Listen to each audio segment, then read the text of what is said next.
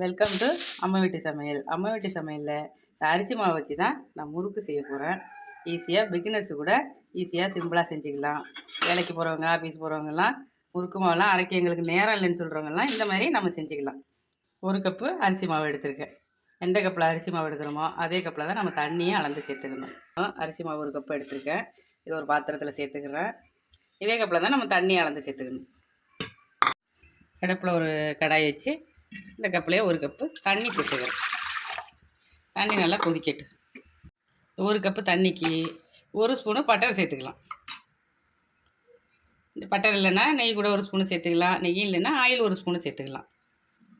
இந்த 1 கப்பு மாவுக்கு தேவையான உப்பு சேர்த்துக்கலாம். தண்ணி நல்லா கொதிச்சிட்டு இப்போ அடுப்பை சிம்மில் வச்சுக்கணும். அந்த மாவை கொஞ்சமாக சேர்த்து கொஞ்சம் கொஞ்சமாக சேர்த்து இது போல் கலந்து விடணும். கட்டி படாமல் அதை கிண்டி எடுத்துக்கலாம்.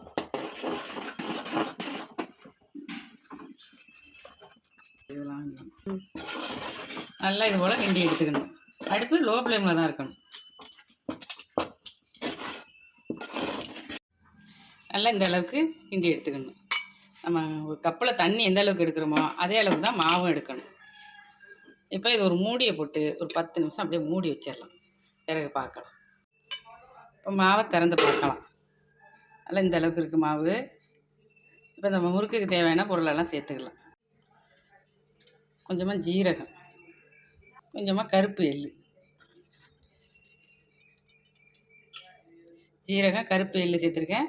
கொஞ்சம் பெருங்காய பவுட்ரு. இப்போ முறுக்கு நல்லா வாசமாக இருக்கும். ரொம்ப மாவை ஆற விட்டுறக்கூடாது. ஒரு கை பொறுக்கிற அளவு சூடு வரும்போதே நம்ம பிசைய ஆரம்பிச்சிடணும். கொஞ்சமாக ஒரு கை பொறுக்கிற அளவுக்கு சுடு தண்ணியை விட்டு தான் பிசையணும். பச்சை தண்ணியை விட்டு பிசைய வேண்டாம். இதை நல்லா பிசைஞ்சு எடுத்துக்கலாம். நல்லா சூடாகவே இருக்குது. நல்லா இந்த அளவுக்கு நம்ம பிசைஞ்சிக்கலாம். உப்பு பத்தலாம் இந்த இடத்துல நம்ம உப்பையும் சேர்த்துக்கலாம். நல்லா இந்த அளவுக்கு மாவை பிசைஞ்சு எடுத்துக்கணும்.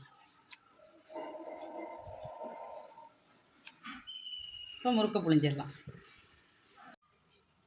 இவ்வளோ முறுக்கு உரலில் மாவை எடுத்துக்கணும். முறுக்கு உரலில் கொஞ்சம் எண்ணெயை அப்ளை பண்ணிக்கணும். அப்ளை பண்ணிவிட்டு புழிஞ்சிக்கலாம்.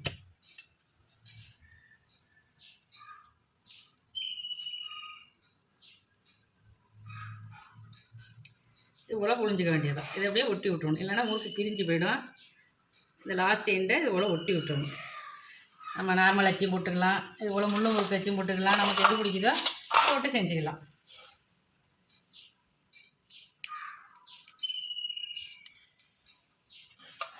இந்த நம்ம முறுக்கு புளிகிற இந்த கிண்ணத்துலேயும் லேசாக எண்ணெயை தடைக்கணும். அப்போ முறுக்கு ஒட்டாமல் இல்லாமல் நமக்கு வரும்.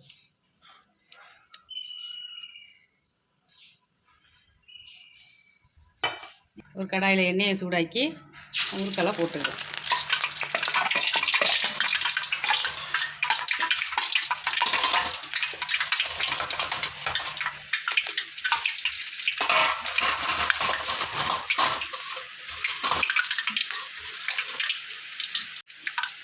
நல்லா சூப்பராக வந்துருக்கு. ஒரு முறுக்கு பிரியெல்லாம் போகலை, நல்லாவே ரெடி ஆகிட்டு.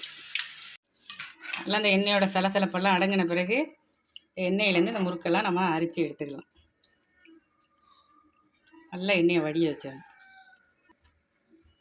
ஒரு பாத்திரத்தில் சேர்த்து அதிலே எண்ணெயை வடிகிற மாதிரி வச்சிடணும். எல்லா முறுக்கையும் இது போல் சுட்டு எடுத்துக்கிட்டேன். தீபாவளி நெருங்கிக்கிட்டு இருக்குது. தீபாவளிக்கெல்லாம் ஈஸியாக சிம்பிளாக இது போல் நம்ம எல்லோரும் செஞ்சு எடுத்துக்கலாம். தீபாவளிக்கு ஈஸியாக இது போல் எல்லாம் மாவு அரைக்காமல் கஷ்டப்படாமல் இது போல் முறுக்கு செஞ்சு எடுத்துக்கலாம். நல்லா சூப்பராக இருக்கும் முறுக்கு. சாப்பிட்றதுக்கு நல்லாயிருக்கும். செய்கிறதுக்கு ரொம்ப ஈஸியாக இருக்கும். இதில் வர தீபாவளிக்கு உங்கள் வீட்டில் இது போல் முறுக்கு செஞ்சு சாப்பிட்டு பாருங்கள். நெக்ஸ்ட் வீடியோவில் பார்க்கலாம். பாய்.